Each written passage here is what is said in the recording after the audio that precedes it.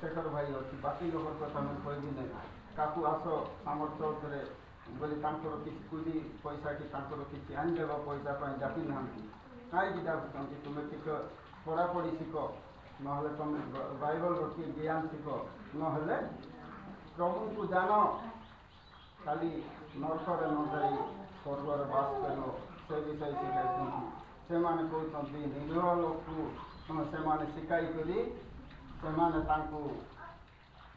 अंदर रखुंट मात्र से विषय प्रभु लोक मैंने शिखाऊना आर विषय अनेक जिगाटाना हाँ चली तेज आम मैंने आज जागृत हवा कौन विषय प्रभुंर विषय आम मान जागृत हबार तेरे आम मैंने अल्प समय सांकर कौन करवा घरे भी प्रार्थना करवा चलला रास्तार भी प्रार्थना करवा ना आम जिते समय आम मान को कुपटर समय मिले अल्प टे प्रभु प्रार्थना कर ताकू बड़ आर कि ना आम पाखे मारवाई ख्रीस्टान लोक ना गोटे लोक जो भारत 10 लोक मारब ख्रीस्टान लोक अच्छा जानी आज अनेक लोक जानी मात्र मारवाई बाइबल शिक्षा देने तुम कौन कहले प्रभु 11 मारले 11 देखाओ और तुमके गाली करले तार प्रार्थना करो जे तुम अधर्म कहूँ तार तुम्हें प्रार्थना करो तब आम प्रार्थना कर किसी आम मानकर पाखे आहरी कौन सी संभावना ना प्रार्थना छड़ा आहरी किसी ना तब आम मैंने आहरी बेस कहबी ना बाइबल टे विषय आम मैंने देखा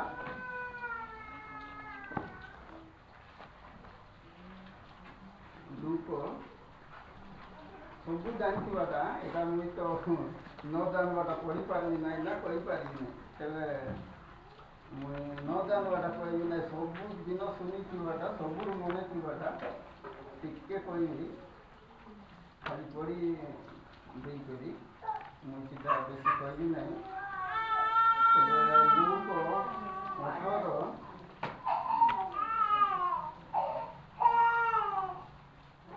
18-39 जाक सुनला बोली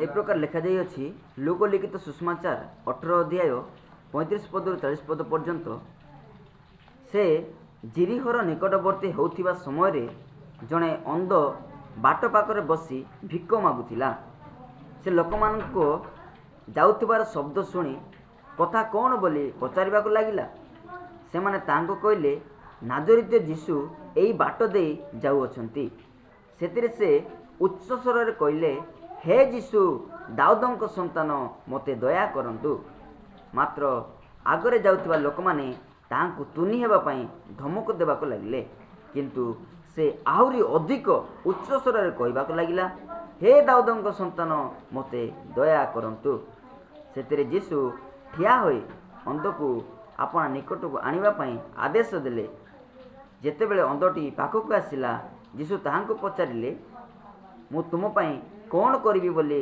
तुमे इच्छा करूछ अंध कहिला हे प्रभु मु जेपरि देखि पारिबि जीशु ताहांको कहले दृष्टि पाओ तुमर विश्वास तुमको सुस्थ करियछि सेई खणी से देखि पारिले एवं ईश्वरको महिमा कीर्तन करू करू ताहांको पछे पछे चलिबाकू लागिले एवं लोक समस्ते ताहा देखि ईश्वरको प्रशंसा कले।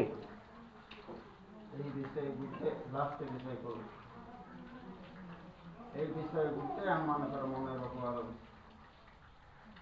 लोक माने चिंता करी गोटे पर्व कर लोक ना आरी केत लोक आम मानकर पत्रे रविवार अच्छी ना प्रभुंर कथा शुणवार यही गोटे लक्ष्य आम मैंने बसवास करवार से गोटे विषय तापर आम मैंने समस्ते मुई जानवर किए भी ना गोटे शेखर भाई की छाड़े आमने किए कौन सी लोक मुझे बसवा लोक देखुची आगे ख्रीस्टान नथिलु এই জন লোক অঙ্গ ଥିଲା সেইপରି ଆମମାନେ ଥିଲୁ ଶାସ୍ତ୍ର ବିଷୟ ଏଠି ଯେତେ ଲୋକ ଅରାମ ମୁଇ ଆହୁରି ଯେତେ ବସ୍ତୁ ଆମମାନେ ସେଇ ସମୟରେ ଅଙ୍ଗ ଥିଲୁ କେତେବେଳେ ସେଇ ବେଶୀ ଦିନର କଥା ନାହିଁ ଏଟା 20-25 ତାପରେ 10-15 ଏମିତି ହେଉଛି ଆମମାନେ ପ୍ରଭୁଙ୍କୁ ଯାହା ଯାହା ବିଷୟ ମୋତେ ଆଜିକି 30 ଚାଲୁଛି ତେବେ ଆମମାନେ କେଉଁ ପ୍ରକାରରେ ପ୍ରଭୁଙ୍କର ନିମନ୍ତେ ବଞ୍ଚୁଛୁ ସେ ବିଷୟ ଆମମାନେ ମନକୁ ଟିକେ ଚିନ୍ତା କରିବା ଏ ବିଷୟ ଅନେକ ଥର ତ ଶୁଣିଛୁ ଅନେକ ଥର ଆମମାନେ ଭାଇମାନେ ଦାସମାନେ ଲୋକର ସାମ୍ନାରେ ପ୍ରକାଶ କରିଛନ୍ତି ପୁଣି ଆମମାନଙ୍କୁ କହିଛନ୍ତି ତେବେ ଆମମାନେ କେତେ ଦୂର ବିଶ୍ୱାସ କରି ଆସିଛୁ ତେବେ ଏ ଅନ୍ଧ କେଉଁଠି ବସିଥିଲା ସେ 35 ପଦରେ ବାଟ ପାଖରେ 35 ସେ ଜିରିହୋର ନିକଟବର୍ତ୍ତୀ ହେଉଥିବା ସମୟରେ ଜଣେ ଅନ୍ଧ ବାଟ ପାଖରେ ବସି ଭିକ ମାଗୁଥିଲା ଜିରିଆ ନଗରର ବାଟ ପାଖରେ ବସିଥିଲା ଆହୁରି ଭିକ୍ଷା ମାଗୁଥିଲା ସେ ବି ଭିକ୍ଷା ମାଗବା ପାଇଁ ଜଣେ ଯାଉନଥିଲା ସେଟା ଆଜି ଶିଖିଅଛି ସେ ବିଷୟରେ ଆଉ ଜଣେ ତାକୁ ଧରିକି ନେଉଥିଲେ ରାସ୍ତାରେ ବସାଇ ଦେଉଥିଲେ ଆହୁରି ପୁଣି ସେ ଭିକ୍ଷା ସରିଲା ପରେ ତାକୁ ଧରିକରି ଆସୁଥିଲେ ସେ ବିଷୟ କିଛି ଜାଣିନଥିଲା ସେ କେତେ ପଇସା ହେଲା କେତେ ଆଜି ମୋତେ ମିଳିଲା ଆଜି ମୁଇଁ କେତେ ରୋଜଗାର କଲି ସେ ବିଷୟ ଜାଣିନଥିଲା କେମାନେ ଜାଣିଥିଲେ ତାଙ୍କ ସାଙ୍ଗରେ ଯେମାନେ ଯାଉଥିଲେ ଯେ ନେଉଥିଲା ସେ ଜାଣିଥିଲା ସେହିପରି ଆଜିକାଲି ଆମର ଦୁନିଆର ଯେମାନେ ଆମମାନେ ବିଶ୍ୱାସ ଆସିନୁ ବିଶ୍ୱାସକୁ ଜାଣିନୁ ସେହିପରି ଅଙ୍ଗରେ ଏକା ଆଜିକାଲି ଅଛୁ ଆମେ ସେହିପରି ଅଙ୍ଗରେ ଏକା ଅଛୁ ତେବେ ଆମମାନେ ଜାଣିବାର ଅବଶ୍ୟ ତା ଆଗରେ ସେ 30 ଏ ପ୍ରକାର ଲେଖାଯାଇଅଛି ଦୁଷ୍ବ ନାହିଁ ସେଟା ପାଇଁ ସେ ଲୋକ ସମୂହର ଗମନର ଶବ୍ଦ ଶୁଣି କଥା କ'ଣ ବୋଲି ପଚାରିବାକୁ ଲାଗିଲା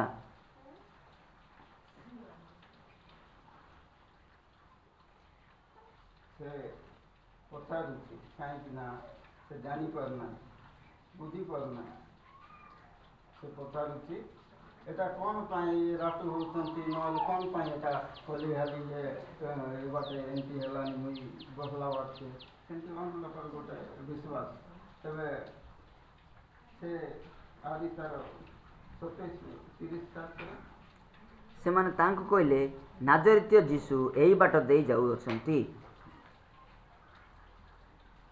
ତାକୁ ଗୋଟେ ଆଶା ଥିବ ସେ ଶୁଣିଛି ଯୀଶୁର କଥା ତେବେ ସେଇ ବାଟ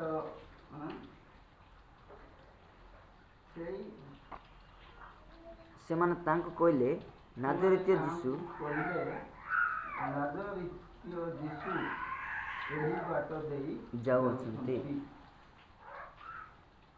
ଏହି ବାଟ ଦେଇ ଯାଉଛନ୍ତି ତାକୁ କହିଥିଲେ ତାପରେ ସେଥିରେ ସେ ଉଚ୍ଚ ସ୍ୱରରେ କହିଲା ହେ ଯୀଶୁ ଦାଉଦ ସନ୍ତାନ ମୋତେ ଦୟା କରନ୍ତୁ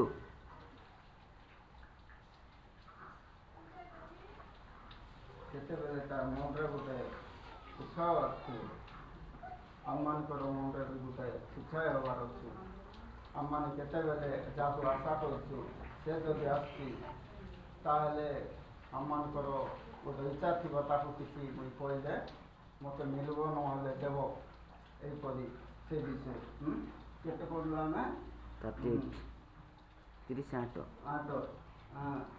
ସେଥିରେ ସେ ଉଚ୍ଚ ସ୍ୱରରେ କହିଲା ହେ ଯୀଶୁ ଦାଉଦ ସନ୍ତାନ ମୋତେ ଦୟା କରନ୍ତୁ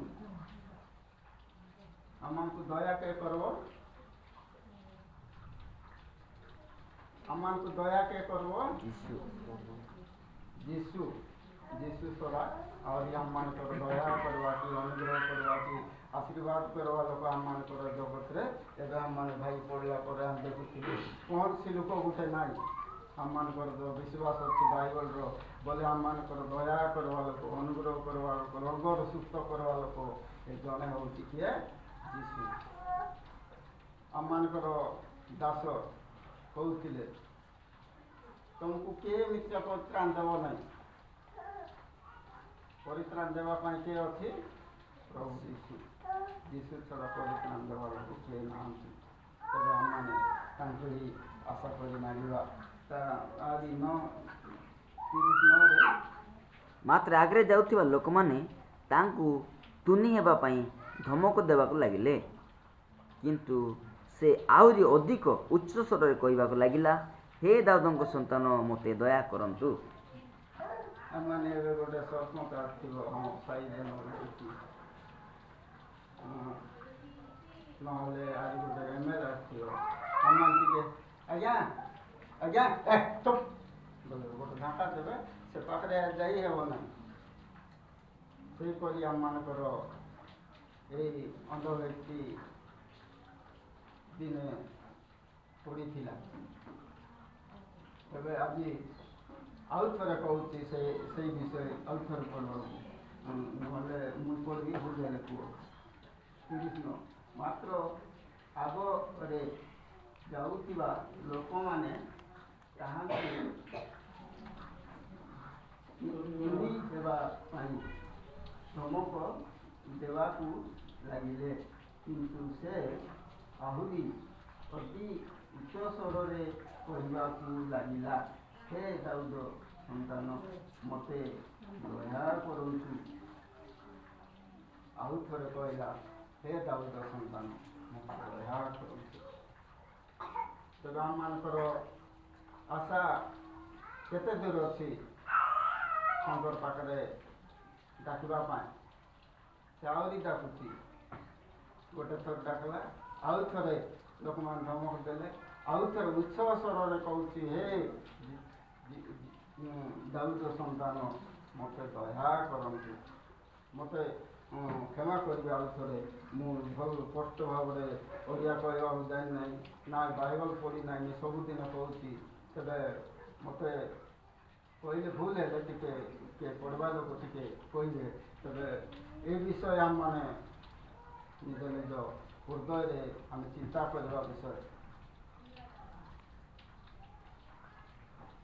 ଜଣେ ସମସ୍ତେ ଜାଣିଥିବା ବିଷୟ, ଇସ୍କୁଲିଆ ଦୁଇଟା ପ୍ରଭୁ ସାଙ୍ଗେ ବୁଲୁଥିଲା, ପ୍ରଭୁ କାର୍ଯ୍ୟ କରୁଥିଲା, ପ୍ରଭୁ ସାଙ୍ଗେ ଖାଉଥିଲା, ପ୍ରଭୁ ସାଙ୍ଗେ ଶୋଉଥିଲା, ମାତ୍ର ପ୍ରଭୁକୁ ନେଇକରି 30 ଟଙ୍କାକୁ ବିକିଦେଲା। ତେବେ ଆମମାନେ ପ୍ରାର୍ଥନା ଆସୁଛୁ, ପ୍ରାର୍ଥନାରେ ବସୁଛୁ, କିଛି ବାକ୍ୟ ଶୁଣୁଛୁ, ଆଜି ଆମମାନେ ବିକି ଦେଉଛୁ କି? ଚିନ୍ତା କରିବା ସତରେ। ଆଜି ଏ ଦିନରେ ଆମମାନେ ଆମର ପାଇଁ ଅନେକ ଲୋକ ଏବେ ମାଲକାନଗିରିରେ 30 ଲୋକକୁ ମାରିଲେ, ପିଲେଟ ଭାଙ୍ଗାଇକିରି ମାରିଛନ୍ତି, ଦେଖାଉଛନ୍ତି ଏଇଟା ଫାଟି ଯାଇଛି, ବେଣ୍ଡେଜ ଥିଲେ। ପ୍ରକୃତ ବିଶ୍ୱାସୀ ସେମାନେ ମାର ଖାଇକରି ଯାଇକିରି ଷ୍ଟ୍ରାଇକ୍ କଲେ, ଆହୁରି ଷ୍ଟ୍ରାଇକ୍ରେ ପୁରା ରଡ଼ ଭର୍ତ୍ତି ଯାଇକରି କାର୍ଯ୍ୟ କଲେ। ସେହିପରି ଆମମାନଙ୍କର ମନକୁ ପ୍ରଭୁ ପାଖରେ ରଖିବାର ଅଛି। ଆଜି ଯାହା ହଉ ପ୍ରଭୁଙ୍କ ପାଖରେ ଆମମାନେ ନତମସ୍ତକ ହେବାର ଅଛି। ତେବେ ଆମମାନେ ଆଉ ତାର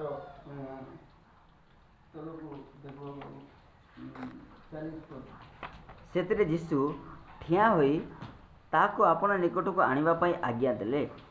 ପୁଣି ସେ ନିକଟରୁ ଉପସ୍ଥିତ ହୁଅନ୍ତେ ସେ ତାହାଙ୍କୁ ପଚାରିଲେ, ମୁଁ ତୁମ ପାଇଁ କ'ଣ କରିବି ବୋଲି ତୁମେ ଇଚ୍ଛା କରୁଅଛ? ସେ କହିଲା, ହେ ପ୍ରଭୁ, ମୁଁ ଯେପରି ଦୃଷ୍ଟି ପାଏ। ସେଥିରେ ଯୀଶୁ ଠିଆ ହୋଇ ତାହାଙ୍କୁ ଆପଣା ନିକଟକୁ ଆସିବା ପାଇଁ ଆଜ୍ଞା ଦେଲେ। ପୁଣି ସେ ନିକଟରେ ଉପସ୍ଥିତ ହୁଅନ୍ତେ ସେ ତାହାଙ୍କୁ ପଚାରିଲେ ଚାଲିছে ମୁଁ ତୁମ ପାଇଁ କ'ଣ କରିବି ବୋଲି ତୁମେ ଇଚ୍ଛା କରୁଅଛ। ସେ କହିଲା, ହେ ପ୍ରଭୁ, ମୁଁ ଯେପରି ଦୃଷ୍ଟି ପାଏ। ତାର ମୁଖ୍ୟ ଲକ୍ଷ୍ୟ ଥିଲା এটা ପଢ଼ିଦେବା ପାଇଁ ବହୁତ ସହଜ। ଯେଉଁମାନେ ପଢ଼ୁଛ, ମୁଇଁ ଆହୁରି ଥରେ କହୁଛି, ଯେଉଁମାନେ ପଢ଼ୁଛ ବାଇବଲ ପଢ଼ିଦେବା ପାଇଁ ବହୁତ ସହଜ, କିନ୍ତୁ ଆର ଅର୍ଥ ଟିକେ ବୁଝିବା ପାଇଁ ଆମମାନଙ୍କୁ ବହୁତ କଷ୍ଟ, ବହୁତ ଗଭୀର। ସେ ଅର୍ଥ ପୂର୍ଣ୍ଣ ଭାବରେ ଆମମାନେ ବୁଝିବାର ଅଛି, ନହେଲେ ସେଟା ବୁଝିବା ପାଇଁ କଷ୍ଟ। ମୁଁ ବି ବୁଝିପାରୁନାହିଁ। ଆପଣମାନେ ଆଉ ଥରେ ମୋତେ କ୍ଷମା କରନ୍ତୁ। ଏଥିରୁ ଗଭୀରତା ଆମମାନେ ବୁଝିବାଟା କଷ୍ଟ। ତେବେ କ'ଣ କହିଲେ ସେ ଦୃଷ୍ଟି ପାଇବି। ତାର ଗୋଟେ ଆଶା ଥିଲା, ମୁଁ କେମିତି ଦେଖିପାରିବି, କିଛିଟା ଦେଖିବି, ଜଗତର ବିଷୟ ଦେଖିବି, ନହେଲେ ପ୍ରଭୁଙ୍କୁ ଦେଖିବି। ତାର ଇଚ୍ଛା ଥିଲା ସେଇ ପ୍ରଭୁଙ୍କୁ ଦେଖିବି। ମୁଁ ଯେମିତି ଦୃଷ୍ଟି ପାଇବି, ପ୍ରଭୁଙ୍କୁ ଦେଖିବି। ତା 41 ପଢ଼ିବୁ ନାହିଁ ତାର 42 ଯୀଶୁ ତାହାଙ୍କୁ କହିଲେ, ଦୃଷ୍ଟି ପାଅ, ତୁମ୍ଭର ବିଶ୍ୱାସ ତୁମ୍ଭକୁ ସୁସ୍ଥ କରିଅଛି। ଏଠି ଗୋଟିଏ ବିଷୟ, ଆମମାନଙ୍କର ବିଶ୍ୱାସ ଆମମାନଙ୍କୁ ସୁସ୍ଥ କରିଅଛି। ଆଜି ମୁଁ ଗୋଟିଏ ବିଷୟ କହିବା ପାଇଁ ଚାହେଁ, ଅନେକ ବିଷୟ ନାହିଁ। ଆମମାନଙ୍କର ଯେଉଁ ବିଶ୍ୱାସ ଅଛି ସେଇ ବିଷୟ ଆମମାନଙ୍କୁ ପ୍ରଭୁ ପାଖରେ ତୁମର ବିଶ୍ୱାସ ତୁମକୁ ସୁସ୍ଥ କରିଅଛି। ତାକୁ ମୋତେ ସୁସ୍ଥ କରିଅଛି। ଆପଣମାନଙ୍କୁ କିଏ କହିପାରିବେ, ମୋର ବିଶ୍ୱାସ ମୋତେ ସୁସ୍ଥ କରିଅଛି। ଆପଣମାନେ କେଉଁ କରିଥିଲ, କି ବିଷୟରେ ଥିଲ, କେଉଁ ଚିନ୍ତାରେ ଅଛ, ସେଟା ପ୍ରଭୁ ସୁସ୍ଥ କରିଛନ୍ତି କି ନାହିଁ ମୁଁ ଜାଣିନାହିଁ। ମାତ୍ର ମୋତେ ପ୍ରଭୁ ଛିଡ଼ା କରିଛନ୍ତି। ମୋର ବିଷୟ ମୁଁ କହୁଛି। ନ ଚାଲବା ଆଗରେ ମୋତେ ଜାଣିଥିଲେ, ହେ ପ୍ରଭୁ, ମୋତେ ଏପରି କାହିଁକି ରଖିଛ? ହେ ପିତା, ମୋତେ ରୋଗରେ କାହିଁକି ପକାଇଲ? ହେ ପିତା, ମୁଁ କେବେ ଉଠିବି? ମୋତେ ସେ ରୋଗରୁ ମୁକ୍ତି କରିଛନ୍ତି, ସେ ରୋଗରୁ ଛିଡ଼ା କରିଛନ୍ତି। ସେଇ ରୋଗରୁ ଆଜି ମୋତେ ବାକ୍ୟ ପଢ଼ିବାକୁ ବି ଦେଇଛନ୍ତି। ଗୋଟେ ପଦବୀ, ଗୋଟେ ସ୍କୁଲ ଘରେ ବି ଯାଇନାହିଁ ମୁଇଁ, କାହିଁକି ବାକ୍ୟ ଟିକେ ପଢ଼ିବା ପାଇଁ ମୋତେ ଦେଇଛନ୍ତି। ସେଟା ଆଜି ମୁଁ ଧନ୍ୟବାଦ ନ ଦେଇ ପ୍ରଭୁଙ୍କର କାର୍ଯ୍ୟ ନ କହି ରହିବା ପାଇଁ ମୋତେ ଟିକେ ମନ ଶାନ୍ତି ହେଉନାହିଁ। ଆଉ ଥରେ ଗୋଟେ ବିଷୟ କହିବି, ବାଇବଲର ବିଷୟ ନାହିଁ। ଗୋଟେ ଦିନ ଭାଇ କହିଥିଲେ ବାଇକ ଦେବା ପାଇଁ। ସେଦିନ ମୁଁ ଛିଡ଼ା ହୋଇ କହିଥିଲି, ମୁଇଁ ବାଇବଲ ପଢ଼ି ନାହିଁ, କି ମୁଁ ପାଠ ସେତେ ଜାଣିନାହିଁ। କୁଟି ଭାଇ ଥିଲେ, କିଷ୍ଟ ଭାଇ ଥିଲେ, ଶେଖର ଭାଇ ଥିଲେ, ଅରାମ ଭାଇ ଥିଲେ। ତେବେ ମୁଁ କହିଲି ତାଙ୍କଠାରୁ କିଛି ଶିଖିତ ନାହିଁ ନା କିଛି ଜାଣି ନାହିଁ। ହେଲେ ମୁଁ ବାକ୍ୟ ପଢ଼ିବାର କିଛି ମୋର ଯୋଗ୍ୟ ନାହିଁ। ପ୍ରଭୁ ମୋତେ ଛିଡ଼ା କରିଛନ୍ତି ଏହିପରି କହିଲି। ତାପରେ ଇଏରେ ଭାଇ କହିଲେ, ବାକ୍ୟ ବାଧ୍ୟ ନାହିଁ। ମୁଁ ବାଧ୍ୟ ପାଇଁ କହି ନାହିଁ, ମୁଁ ସେମିତି ଅଶିକ୍ଷିତ ଲୋକ ବୋଲି କହିଥିଲି। ତେବେ ମୁଁ ଛିଡ଼ା ହେବା ପାଇଁ ବି ସେଦିନଠୁ ଟିକେ ମୋର ଛିଡ଼ା ହେବା ପାଇଁ ହେଉନଥିଲି। କାହିଁକିନା ମୁଁ ଟିକେ ପଢ଼ା ଲେଖାରେ ଅଶିକ୍ଷିତ, କହିବାରେ ଟିକେ ଦୁର୍ବଳ, ଏଥିପାଇଁ। ତେବେ ପ୍ରଭୁ ଆଉ ଥରେ ମୋତେ ଯେଉଁ ବିଷୟ କହିବ ସେଟା ନ ଜାଣିଲେ ବି ମୁଁ ଟିକେ କହିବା ପାଇଁ ଚାହେଁ। ତେବେ ଆମମାନେ ପ୍ରଭୁଙ୍କ ପାଖରେ କେତେ ପରିମାଣରେ ବିଶ୍ୱାସରେ ଆମମାନେ ଅଛୁ? ଆମମାନଙ୍କର ବିଶ୍ୱାସ ଆମମାନଙ୍କୁ ସୁସ୍ଥ କରିଛି କି? ନିଜ ନିଜ ବିଶ୍ୱାସକୁ ନିଜେ ନିଜେ ପ୍ରଭୁ ପାଖରେ ରଖିବାର ଅଛି। ଆରି ପ୍ରଭୁକୁ ମାଗବାର ଅଛି। ଏବେ ଆମମାନଙ୍କର ବିଶ୍ୱାସ ଆମମାନଙ୍କୁ ସୁସ୍ଥ କରିବ। ଏବେ ସେଦିନ ମୁଁ ଦେଖୁଥିଲି ଆମ ନିରଞ୍ଜନପୁରରୁ ଆହୁରି ଗୋଟେ ଭାଇ, ତାଙ୍କର ନାମ ମନେ ନାହିଁ। ସେ ଦୁଇ ଲୋକ ଆମର ଜଣକୁ ଟାର୍ଗେଟ୍ କଲେ ତେଲ ଦେବାରେ, ଆହୁରି ପାଣି ଛିଞ୍ଚିବାରେ। এটা ସେମାନେ ସ୍ତ୍ରୀ ଲୋକ ହିଁ ଟାର୍ଗେଟ୍ କରି ତାଙ୍କର ଭିତରେ ଗୋଟେ ଇଏ ହେଲା। ତେବେ ସେମାନେ ମିଶିଲେ। ତେବେ ତେଲରେ ସୁସ୍ଥ କରିବା, ପାଣିରେ ସୁସ୍ଥ କରିବା, ସେଟା ତ ଆଗରୁ ଅଛି, ସେଟା ବାଇବଲରେ ବି ତେଲ ଏଇଟା ଅଛି, ସେଟା କହିବି ନାହିଁ। ମାତ୍ର ଆମମାନେ ସେ ବିଶ୍ୱାସ ନ କରି ଆମମାନଙ୍କର ମନକୁ ବିଶ୍ୱାସ କରିବାର ଅଛି। ମନ ଭିତରେ ଆମମାନଙ୍କର ଚିନ୍ତାକୁ ଆମମାନେ ବିଶ୍ୱାସ କରି ଆଗକୁ ବଢ଼ିବାର ଅଛି। କେମିତି ଆଗକୁ ବଢ଼ିବାର ଅଛି? ଆମମାନଙ୍କର ଚିନ୍ତା ପ୍ରଭୁଙ୍କର ପାଖରେ ରହିବାର ଅଛି। ତେବେ ଆମମାନଙ୍କର ବିଶ୍ୱାସ ବଢ଼ିବ। ଆଜି ଆମମାନେ ଅନ୍ୟ ଚିନ୍ତାରେ, ଅନ୍ୟ ରାସ୍ତାରେ ମନ ଥିବ। ମୁଁ ଏବେ କହିଲି ସ୍କୁଲର ଦୁର୍ଗା, ସେ ଯେମିତି ତାଙ୍କର ଖେଳୁଥିଲା, ମାତ୍ର ତାର ଅନ୍ୟ ବିଷୟ ଥିଲା। ଯେତେବେଳେ ମୋର ମନ ଭର୍ତ୍ତି ହେଇଯିବ, ମୁଁ ଯାଇକିରି ଅନ୍ୟ କାର୍ଯ୍ୟରେ ଲାଗି ପଡ଼ିବି। ସେ ବିଷୟ ନଥିଲା ତାର। ଆହୁରି ତାର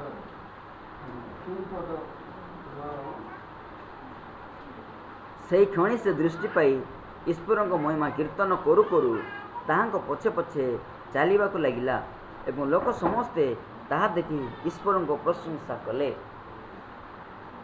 ସେହି କ୍ଷଣି ସେ ଦୃଷ୍ଟି ପାଇ ଈଶ୍ୱରଙ୍କ ମହିମା କୀର୍ତ୍ତନ କଲା।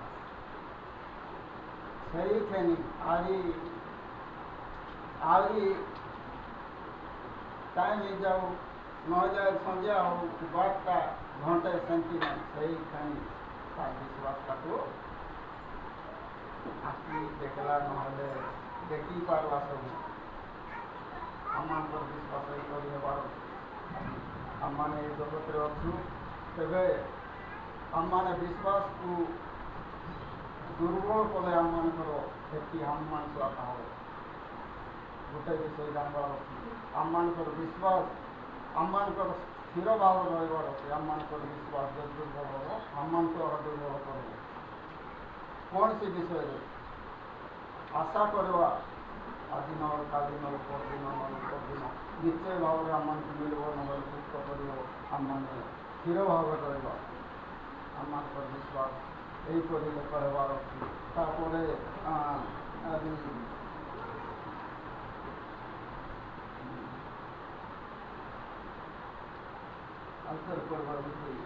ସେହି କ୍ଷଣି ସେ ଦୃଷ୍ଟି ପାଇ ଈଶ୍ୱରଙ୍କ ମହିମା କୀର୍ତ୍ତନ କରୁ କରୁ ତାହାଙ୍କ ପଛେ ପଛେ ଚାଲିବାକୁ ଲାଗିଲା ଏବଂ ଲୋକ ସମସ୍ତେ ତାହା ଦେଖି ଈଶ୍ୱରଙ୍କ ପ୍ରଶଂସା କରିବାକୁ ଲାଗିଲେ। ସେହି କ୍ଷଣି ସେ ଦୃଷ୍ଟି ପାଇ ଈଶ୍ୱରଙ୍କ ମହିମା କୀର୍ତ୍ତନ କରୁ କରୁ ତାହାଙ୍କ ପଛେ ପଛେ ଚାଲିବାକୁ ଲାଗିଲା ଏବଂ ଲୋକ ସମସ୍ତେ ତାହା ଦେଖି ଈଶ୍ୱରଙ୍କ ପ୍ରଶଂସା କଲେ। ଏ ଲୋକ ଅଧ ଦେଖିକି ସେ ମୁଁ ଦେଖିଥିଲି ଯେ ଆଜି ନା ଆସି ନା କଲେ। ସେ ପ୍ରଭୁଙ୍କର ପଛେ ପଛେ କଣ ବାଟ ନାଚିକି ସେ ଯିବାକୁ ଇଚ୍ଛା କଲାନି। ପ୍ରଭୁଙ୍କର ପଛେ ପଛେ ଚାଲିଲା। ଆମମାନେ ଆଜି ସୁସ୍ଥ ହେଇଯିବୁ, ଆମମାନେ ଆଜି ଯଦି କିଛି ପାଇଯିବୁ, ଗର୍ବ ଆମମାନଙ୍କର ମନରେ ଆସିଯାଉଛି। ଜଗତ ମୁଇଁ ନାହିଁ, ସମସ୍ତେ ଆଉ ଅନ୍ୟ ଲୋକ କହୁନାହିଁ, ସମସ୍ତେ ଆମମାନଙ୍କୁ କିଛି ଯଦି ହେଇଯିବ, କିଛି ଯଦି ସୁସ୍ଥ ହେଇଯିବୁ, ସେ ଲୋକ ଆହୁରି ପ୍ରଭୁକୁ ପାଖରେ ଯାଉଛି, ନହେଲେ ପ୍ରଭୁକୁ ଭୁଲି ଯାଉଛି। ତେବେ ସେ ଲୋକ ତାର ପଛେ ପଛେ ଚାଲିଲେ, ତାର ଦେଖିଥିବା ଲୋକ ସମସ୍ତେ ସେମାନେ ତାଙ୍କର ପ୍ରଭୁର ପ୍ରଶଂସା କରିବାକୁ ଲାଗିଲେ। ସେମାନେ ଏହି ଜଗତରେ ଥିବା, ଏହି ଜଗତର ବିଜାତି ବିଶ୍ୱାସ ନ କରିଥିବା ଲୋକମାନେ ବି ତାଙ୍କର ପଛେ କେତେ ଲୋକ ଚାଲିଲେ। କହିଲା ଏ ପ୍ରଭୁଙ୍କୁ ପାଇଲା, ଏପରି ଲୋକମାନେ ଚାଲିଲେ। ତେବେ ଆହୁରି ଗୋଟେ ଲୋକ ସେଟା ଆସନ୍ତି,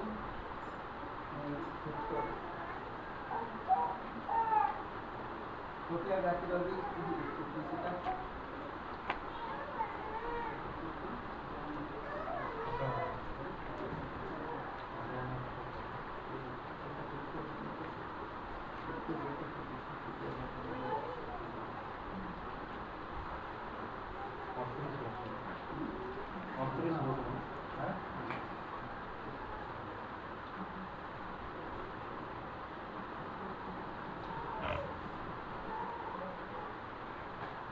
ପର୍ବ ଜହନ 5 ପର୍ବ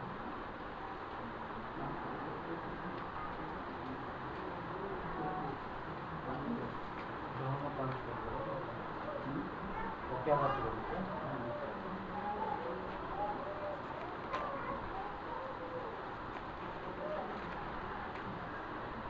ଜହନ 5 ପର୍ବରେ ଲେଖା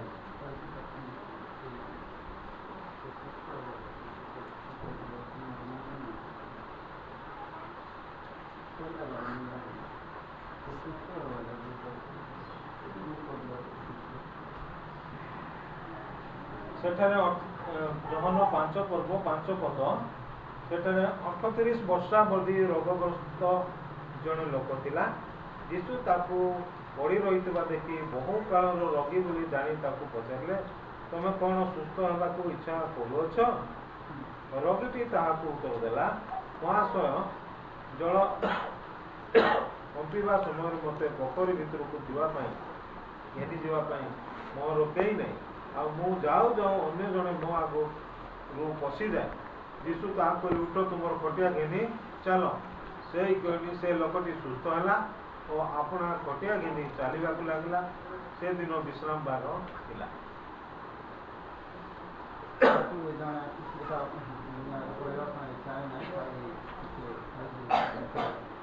ସେ ଫୁଟାଇବା ପାଇଁ ଜଳ ଯେତେବେଳେ ଜଳ ପାଖରେ ବହୁତ ଦିନ ପଡ଼ି ରହିଲା 30 ବର୍ଷ, ହେଲେ ସେ ତାକୁ ସ୍ୱର୍ଗର ଦୂତମାନେ ଆସି ପାଣି ହଲାଉଥିଲେ, ହେଲେ ସେଇ ସମୟରେ ତାକୁ ସେ ଡେଇବା ପାଇଁ ତା'ର ବଳ ନଥିଲା କି ଯିବା ପାଇଁ ତା'ର ଶକ୍ତି ନଥିଲା।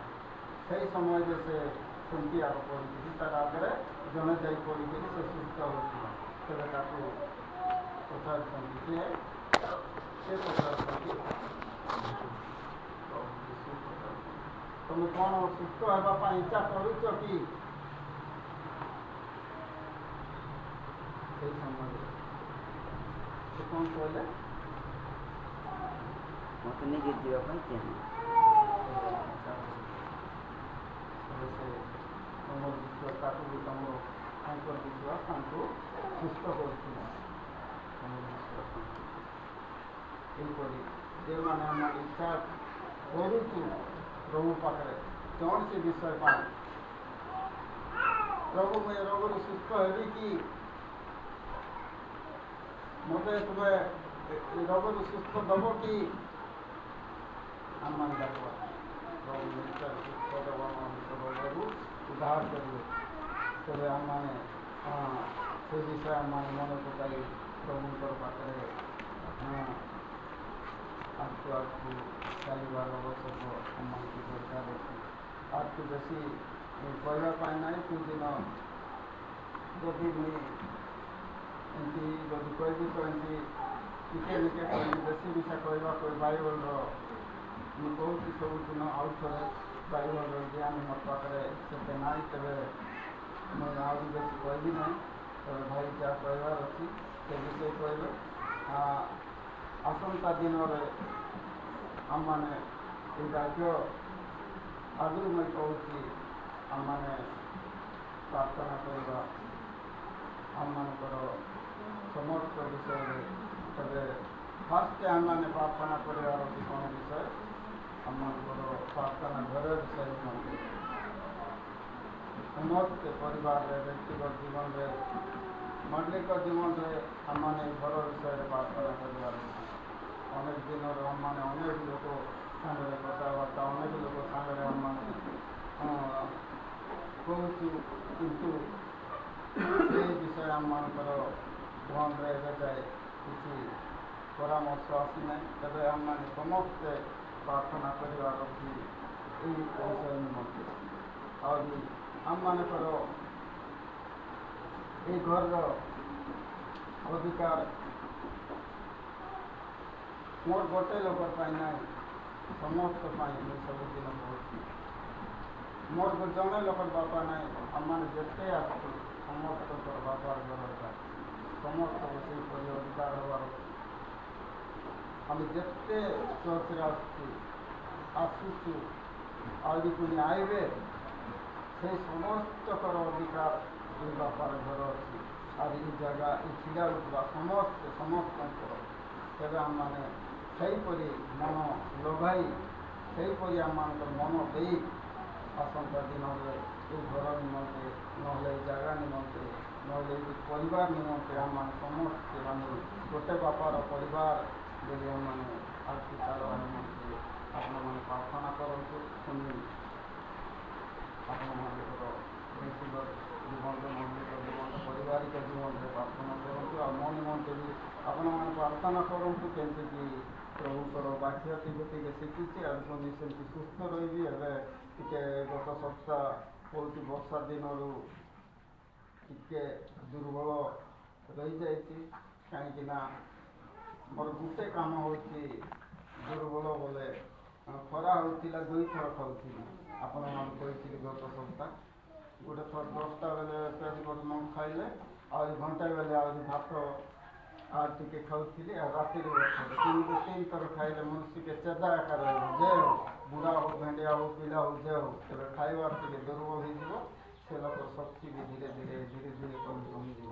ସେହିପରି ଖାଇବାର ଟିକେ ଅବହେଳା ହେଲାରୁ ଟିକେ ଏବେ ଗୋଟେ 15 ଦିନ ହେବ ଟିକେ ଦୁର୍ବଳ ଅଛି। ମୋ ନିମନ୍ତେ ପ୍ରାର୍ଥନା କରନ୍ତୁ। ନରେଶ ନିମନ୍ତେ ବି ସେ 2 ଦିନ ହେଲା ବେଶୀ ତାକୁ ଗାଳି କରୁଛି କାହିଁକିନା ସେ କୋର୍ଟରେ ପଇସା ନେବ କୋର୍ଟରେ କିସ୍ତା ନେବ କୋର୍ଟ ଦେଇ କାହା ସାଙ୍ଗେ ପିଇଦେବ ସେଇଟା ପାଇଁ ମୋତେ ବେଶୀ ରିକ୍ସା ଲାଗିବ ରାଗ ଲାଗିବ ସେଥିପାଇଁ କେତେବେଳେ ଶାନ୍ତି ହେଉଛି ପୁଣି ଆଉ ଥରେ ସେହିପରି ରାଗରେ ଗାଳି କରୁଛି। ତେବେ ଆପଣମାନେ ପ୍ରାର୍ଥନା କରନ୍ତୁ ମୋ ପରିବାର ନିମନ୍ତେ ମୋ ନିମନ୍ତେ ବର୍ଷା ଦିନ ଯେମିତି ପ୍ରଭୁଙ୍କର ଇଚ୍ଛା ଯାହା ଜଗତ ଥିବା